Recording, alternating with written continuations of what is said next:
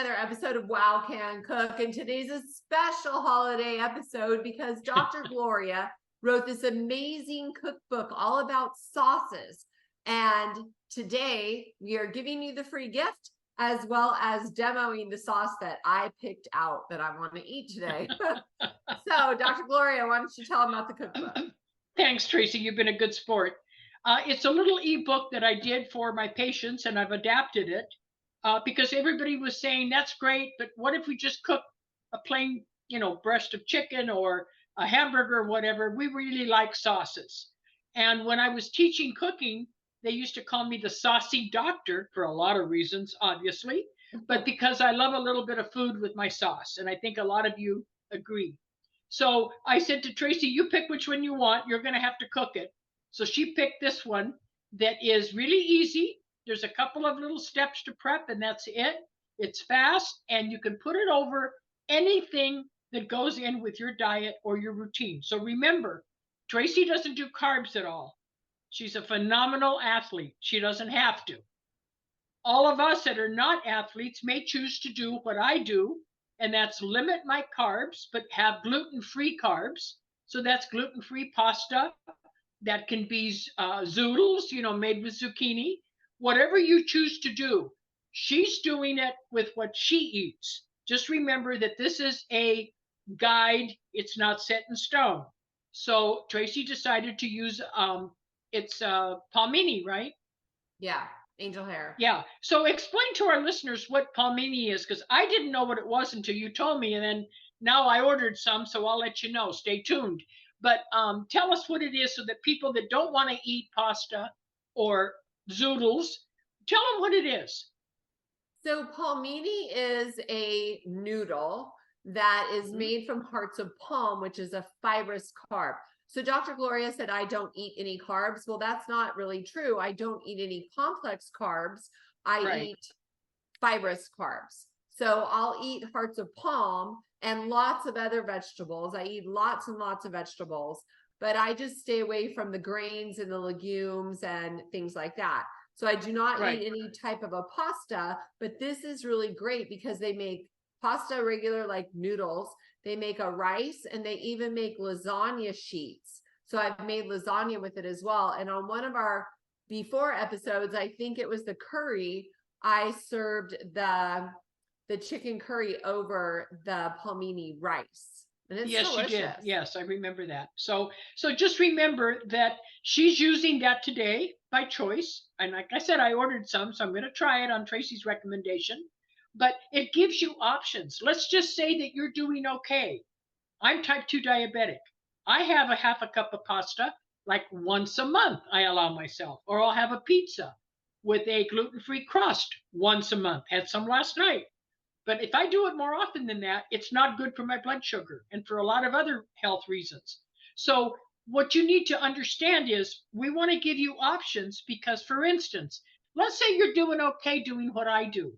And all of a sudden you have another health challenge and you literally have to do what Tracy's doing. She's not doing it for a health challenge. She's doing it to stay healthy because that's what her body likes. My body can't do all vegetarian, for instance. I have to have the beef and the chicken and the fish and all of that. So she eats a lot of good protein, which I do, but I have to have a little bit of carbs or I just literally have no energy. So I'm really excited when she shares something new that I haven't tried, because then I can try it and say, oh, you've got options. And that's what this is all about, is not saying you have to do it this way. But if you can have a little bit of gluten-free pasta, I would suggest you do that in the beginning and then try something alternative like zoodles or like palmini made from palms, so that you can decide, hey, is it worth changing? Is it affecting my health or not? So I wanted to disclose that so that people, when they get the cookbook as well, and that was a brainstorm that we came up with, so that they're getting it with this particular recipe. Tracy, is that what we're doing? Yes, it will be in the description so you can download the cookbook, and it's full of all kinds of different sauces, but this one sounded the best to me. And today we're going to make it with basil, but next time I make it, I'm going to try it with cilantro. Oh, that's a good idea. Okay, we can try that. That's see, I hadn't made it with cilantro, so that's a good idea. Okay, so this is a avocado pesto, and the only prep other than boiling your pasta or your pamini or whatever it is that you're using as the base, as the, let's call it the pasta base, okay, is that you have to roast, or you should roast, your pine nuts and cashew nuts. So you've done that, haven't you, hon? Yeah. She's eating them to prove that she has. Okay. I eat a lot. So yeah, I do too. I eat a lot of nuts and a lot of nut butters, the mixed nut, organic nut butters. Okay, so you've toasted them. So now the hard part is going to be putting everything in the recipe in the blender. So go ahead and start with, did you already cook the pamini? Is it all steamed and it's ready to go? So okay, here's the so avocado. Okay. You're putting in one, right? Do you want me to put in more? No, it depends on if you're going to eat more of it later. If you are, go ahead and put more in. It's up to you. Well, the recipe says one, so I'm going to make it with one. Because Dr. Gloria always tells me, make it the way it's written, and then later on you can make modifications. Dr. Gloria is sticking to that. And then okay, now the basil. So it says 2 cups of fresh basil. By the way, I have a question. Do you still have good basil in your organic garden, or is it already past season? I have some. Yesterday, we actually went to the garden and picked tomatoes, greens. My herb garden still has a little basil. I actually have, it's really cool. I have Thai basil that I don't eat. I don't care for it. I just planted it this year only, and the bees love it. So I just keep it going in the flowering, and then that way the bees get to enjoy it. So that's wow, I had Thai basil in my garden when I had my farm, and I never thought about the bees. That's they like the flowers. Okay, great. And then here's 1/3 of a cup of olive oil. I use this brand today. Okay. Sometimes now you can use olive oil or avocado oil, but I'm like Tracy just said, I'm in favor of doing what she did. I think that when you're making a pesto, it's an Italian dish, you should really use a good olive oil. Okay, so go ahead. What's next? Got your pine nuts and your... I have a 1/4 cup of toasted pine nuts, and I toast my own nuts in my toaster oven, which you can see maybe in that corner. And I use that a lot for reheating things, for toasting nuts. It has a setting to do air fryer. So I use that thing every day. And then here's 2 tablespoons of cashews and the squeeze of a lime. Right. Now let me talk about the lime for a minute. Being that I'm of Latin heritage, when you cook anything with avocado, I believe that the taste is enhanced, and it's much better when you use lime versus lemon. Doesn't mean you can't use lemon, but lime is really what you would use like in a guacamole or anything that has avocado. So you use lime, that's great. Don't tell me that's from your trees too.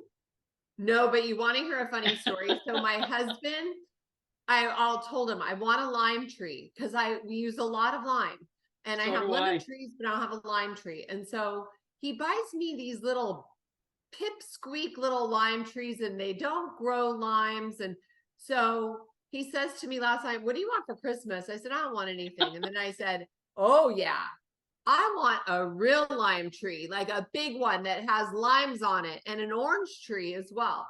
And I'm tired of these little pipsqueak trees that don't do anything. So I agree. And I don't know if you know, but I was raised by my paternal grandparents in Southern California, and he was famous for grafting trees. All of the avocado groves, the citrus groves in California, in the central part of California, paid a lot of money for my grandfather to come and graft their trees. And I can show you how to graft a tree naturally if you wanted to do like grapefruit and lemon together, or lime and lemon together. It's amazing. Grandpa did it with all the trees, and oh my God, is it good. And you can do it easy yourself. I can show you how in a video. I think my husband knows how to do that because he grew up in an orchard. All his he probably does. He was an orchard farmer. They were orchard farmers. We have an orchard here. So anyways, last ingredient here is I use the Celtic salt. So I just put a couple pinches of Celtic salt in there because and you can adjust that later after you blend it. So this is to our members. This is the hardest part. You got to put it in a food processor and you've got to blend it. That's as hard as it gets. Other than you have to roast those nuts. Now Tracy does hers in her toaster oven. I've always used a toaster oven. I hate big ovens, but I have a portable, as I told you, Tracy, Breville oven that is stainless steel, non-toxic. It does everything. It dehydrates, it air fries, and that's what I put my nuts in. So similar to what you have, because it's got the multifunction. Mine just happens to be bigger, and I've always had, when I was doing cooking classes, I had 3 of them. Now I just have 1, but I will eventually get more. What Tracy has there in her built-in ovens is what I always did. I never got a stove that had a big oven below it because I didn't want to be bending down to pull up these heavy, trays of food or roast or turkey or whatever. So, okay, dear heart, go for it. To blending it now. Remember what I said in the recipe, that when you cook your pasta of any kind, save some of the pasta water. This is why. If you feel that it's too thick, I like it a little juicier. Saucy, remember the saucy doctor? You can put a little bit of the pasta water if you reserved it, or you can add a little more olive oil or just a little bit of water. How is it too thick? I like my pesto thick. Okay, see, and I don't. So if it's the way you like it, leave it that way. It's good. It just needs more blending. Okay. Okay, this looks delicious. So here's the hearts of palm pasta. See, it looks just like regular pasta. Looks just like pasta, yep. And so it's all vegetables. So this can count as a vegetable serving. Every half cup of pasta will count as 1 serving. Not only that, it's loaded with fiber. Yeah. Because it is fiber. Okay, so there's my pasta. Did you cook it with water or chicken or vegetable broth? Nothing. You open the bag, you rinse the noodles, and then you actually are supposed to heat it with the sauce on it. But because of the video today, I didn't do that. So I just kind of steamed it in its own like juices or whatever. Let's see the consistency of your sauce. How thick is it? Shoot, I forgot something. I forgot the Parmesan. So just keep in mind that if you like it a little thinner like I do, then you can use the water that you cook the pasta in, if you're cooking it in water, which I do. I never cook my pasta in regular water.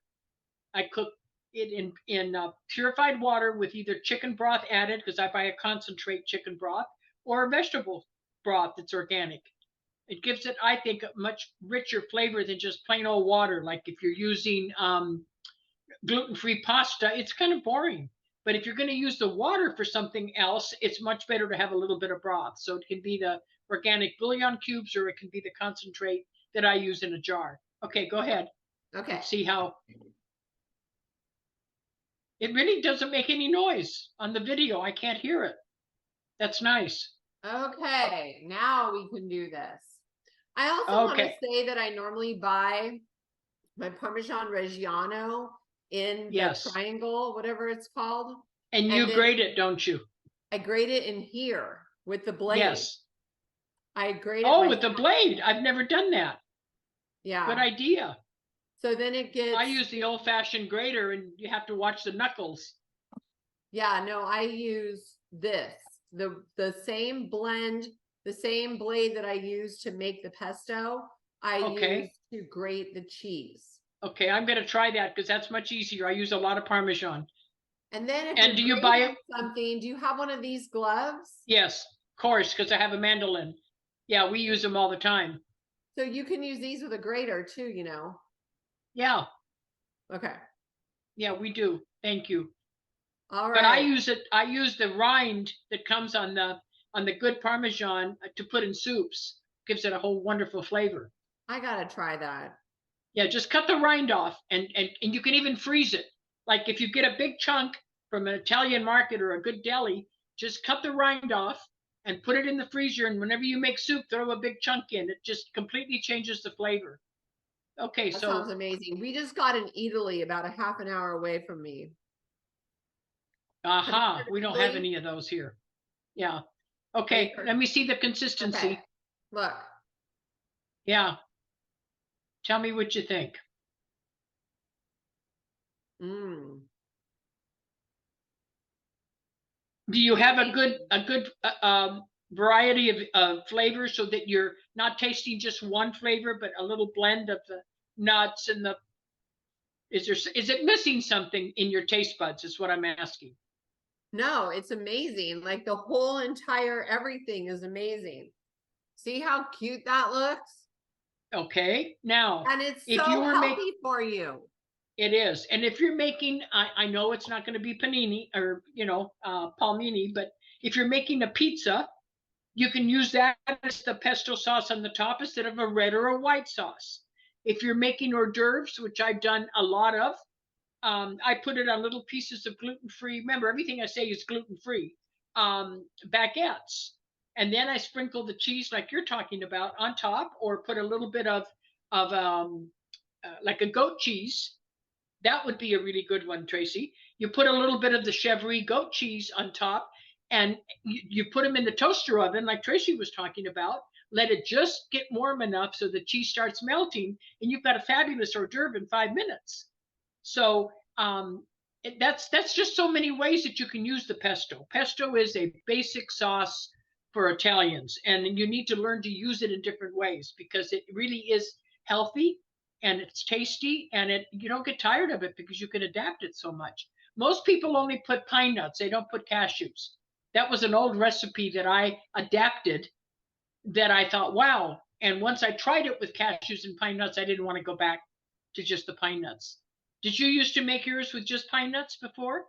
Well, Gloria, we have 7 walnut trees. So when I make pesto at home, normally I make it with walnuts. Oh, that's delicious. That's fine. It's whatever nuts you have. I just didn't have walnut trees. Now that I'm in Texas, I have pecans that they sell everywhere because Texas is known for their pecans, or they say pecans in Texas. So I put pecans in a lot of things now that I didn't used to because I have easy access to them. Not that they're inexpensive because they're pretty expensive, but when I get my new ranch, I'm going to have large pecan trees because they are delicious. Dear, that was delicious for you to do and enjoy it. That was a great alternative to a regular pasta that's gluten free. So, any comments? Any closing thoughts? I hope all of you enjoy the ebook because I worked hard on doing those recipes. Tracy worked hard at helping the layout and getting it done, so it's a nice little ebook. It's not very long, but you can download it and start making your own notes. I even put at the bottom of each recipe your kitchen note. So make notes like, I loved this, but I think it needed more lime, or I didn't have cashews, so I put walnuts, and it was great. Just make your own notes because I'm very guilty of doing recipes since I'm a cook and then doctoring them and then forgetting what I did and go, oh my God, that was so good. What did I do? The next time I don't remember. Do you do that too? So I make notes on everything now. I print everything out and make notes. And then I have a folder that has sheet protectors and I stick my lined tablet sheet into the sheet protectors and then I have them in categories. It's the only way I remember. Otherwise, somebody would say, oh, that was delicious. What'd you put in it? And I don't remember because I doctor it as I go. So that's why I put notes at the bottom. So anyway, it's a gift from Tracy and I for supporting our cooking show and for being our members of QHS. And I hope all of you enjoy it and will try the sauces and share them. They're not to be, they're not to be hoarded. They're to be shared. So I hope you all enjoy them. Any closing comments, Tracy? Nope, just bon appetit, everyone. Thank you. Bon appetit. Thank you. Merry God bless. Christmas. Take care.